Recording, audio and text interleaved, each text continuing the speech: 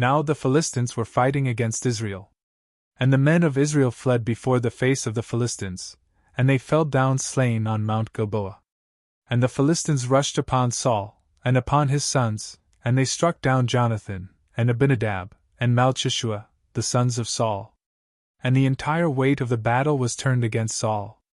And the men who were archers pursued him. And he was severely wounded by the archers. Then Saul said to his armor-bearer, "Draw your sword and strike me, otherwise these uncircumcised may come and kill me, mocking me." And his armor-bearer was not willing, for he had been struck with an exceedingly great fear. And so Saul took his own sword, and he fell upon it.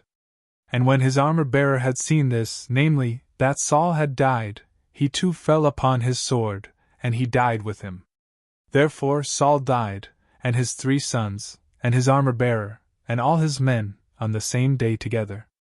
Then, seeing that the men of the Israelites had fled, and that Saul had died with his sons, the men of Israel who were across the valley or beyond the Jordan abandoned their cities, and they fled. And the Philistines went and lived there. Then, when the next day arrived, the Philistines came, so that they might despoil the slain. And they found Saul and his 3 sons lying on Mount Gilboa. And they cut off the head of Saul. And they despoiled him of the armor, and they sent it into the land of the Philistines all around, so that it might be announced in the temples of the idols and among their people. And they placed his armor in the temple of Ashtaroth.